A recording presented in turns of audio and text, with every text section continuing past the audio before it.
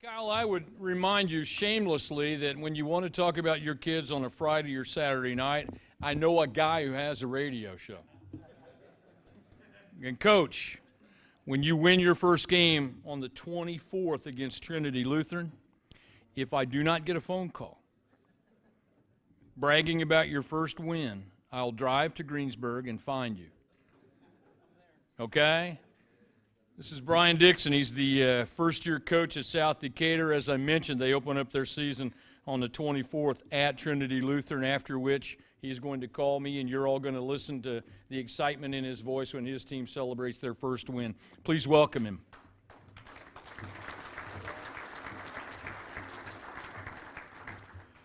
First of all, I just want to say thank you to everybody. I'm a big believer in thanking God first and foremost. If it wasn't for him, I wouldn't be in this situation right here, so I just want to thank God for this opportunity. I also want to thank Jim Jameson and Johnny Budd for giving me this opportunity to come back to Indiana. I was originally started in Indiana. I'm from the region. No, I'm not. Same place that this former coach of this school was from. So that's a good thing. I'm a little further north. I'm from Portage, Indiana. I played under a great coach under Tom Wells. He is now the coach at LaPorte High School. He's been there for a while now, but just want to thank him for the opportunity to be here. It's just an exciting thing to actually get back to Indiana. Being in Kentucky was a totally different experience. Kentucky basketball is very similar to Indiana basketball, except for one thing. If you do not wear blue and white, you do not exist. I've never seen so many passionate people for Kentucky basketball, just the university, in my life.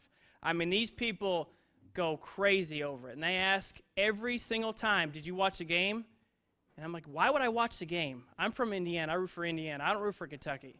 But the best thing about being in Kentucky, and I'll never forget this as long as I live, we were at a basketball game, a game that we were wearing, and I wore my Indiana jacket to the game when Indiana played Kentucky, and Watford hit the three. You heard a silence throughout the whole gym because it was completely quiet. And I was the only one jumping up and screaming, all in my Indiana red. And everybody just looked at me like, I'm going to shoot you. So it's one of those things. I wore it proud down there, and I'm very happy to be back. Indiana basketball, hands down, is great. My wife first thing she asked me, she said, where are we moving to? Where are we going? I said, how many times have you watched the movie Hoosiers? She goes, the movie Hoosiers? I said, oh, boy. I said, we're about 20 minutes away from where that is in Milan, Indiana. And every time we drive by there, I point out to her, I said, there's a movie where Hoosiers from. She's like, shut up. She said, I know. But that's what it was. And so we came from about down that way. In my experience in Kentucky, I was down there for 7 years. During that time, I coached under a great coach under Junior Newsom. He is the most successful coach at that high school. During his time and during my time I was there, he won what's called the All-A regional tournament. He won that 3 times. He went to the state finals 3 times. And for those of you that don't know, Kentucky doesn't have class basketball. And down there, it's all or nothing. And we had what's called a small Class A tournament. The bottom 125 teams would compete in this tournament. And if you got to advance, you played in the Sweet 16 of the All-A. And we were able to do that 3 times when I was down there. We made it to the semifinals twice. We made it to just the Sweet 16 one time. And one time we won the whole thing in 2011. We were ranked the 13th out of 16th team ranked in that tournament, and we ended up winning the whole thing. We were predicted to lose our first game by 25 points. And we ended up winning by, I think it was 15 to 20. I can't remember what it was. And it was a very awesome experience to be in that kind of situation, especially for an All-A, because there's no class in that. And in Kentucky, if you make it to Rupp in the Sweet 16, it's unbelievable. There is 90,000 people, at least it seems like, in that arena watching the state basketball tournament. And it's the best top 16 teams in the state. But again, it just was a great experience. We never got to go there, but we did get to win a state title, so I'm very, very thankful for that. Again, this is my first year. It's not my first year coaching as a head coach. I was in Hammond Morton for 2 years. I coached girls basketball up there. Then I moved down to Kentucky and was able to coach JV, be a varsity assistant down there for 7 years. And then I came back up here and thankful for this opportunity. The coaches that I have, Donnie Barber, he's here today with me. He's my JV coach.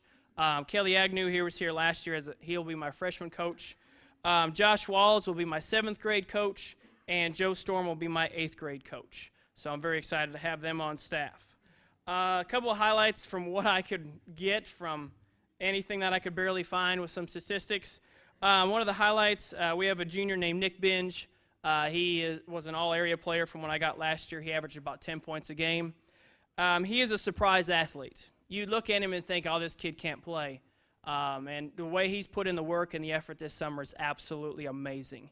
He is one of the hardest workers we have, and the kid can leap out of the gym. I ask him all the time, I said, when are you going to get up there and eat the rim? His eyes are over the rim, and he's only about 6 foot, 6'1". We don't have very many head toppers, and for him to do that, it's pretty amazing. And he can absolutely jump. And then the next one we have is Jordan Ortman. I believe he started for a couple years. He averaged about 7 points a game, about 4 rebounds. He's a senior. And then Spencer Burkhead, he's also a senior. He's an outside shooter for us who can produce a lot. He's put in a lot of work this summer. Some new key players that we have is Hunter Seegers. He's a junior. I think he can fill in very well for us as a forward. Nathan Binge, he is the twin of Nick, and I just hope and pray he can jump as high as Nick can and play as hard as he can. He has more height than Nick does, so we're really hoping for good things. But all he wants to do with his height is be outside and shoot threes. And I'm thinking to myself, Nick, come on. Nathan, come on. You could do better than that. But we pushed him like crazy. We also have sophomore in Matt Cornett. He is our tallest kid. He is about 6'3". Notice what I said, our tallest kid, about 6'3". You guys are talking about 6'5" and 6'6" players. Man, I would love to have one of those. But he's just a sophomore, so hopefully. They said he can go about 6'8". I wish, but I don't think we'll see that very much unless Jordan Stevens comes back, I guess, from what I heard from last year's speech. So that won't be me. You don't have to worry about that. So, but anyways, he's about 6'3". We look for good things for him. And also Oakley Billingsley, he's a junior as well. And then we have another sophomore in Jacob Watts who can really produce for us. They said write out some key things about key games on our schedule. This is my first year to this area, so every game on our schedule is key. I don't know who we're playing. I don't know barely anybody here. I know 2 people that are in here right now, but from what I sound like, it seems like it's a pretty exciting atmosphere to play. We always look forward to the North game no matter what it is, from what I was told. It seems like it's going to be a pretty good game that way. We are playing in the Edinburgh Christmas tournament. It's, again, one of those things where we play early in the morning. We drew the 10 o'clock game, which is very exciting on a Monday morning to play.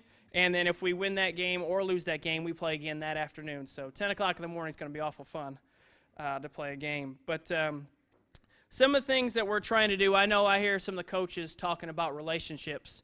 That is the best thing that you can ever have with coaching and teaching. Building relationships is the key. If you can't get the kids to believe in your system, then you've lost them. And I think that's what Coach Barber and myself have been trying to do like crazy, is get relationships with these kids. Because we don't know what their home lives are like. We don't know what they go home to every day. We can't see what their home style is. Maybe the best thing they have is basketball. Maybe that's the only thing they look forward to. And that's what we just try to hope to do. I would love to have a kid invite me to their wedding. I love to go and say, hey, congratulations. That just means that you've done something for their life. That's what we're just trying to do, is build positive relationships. And I think in this day and age, that's very few and far to come.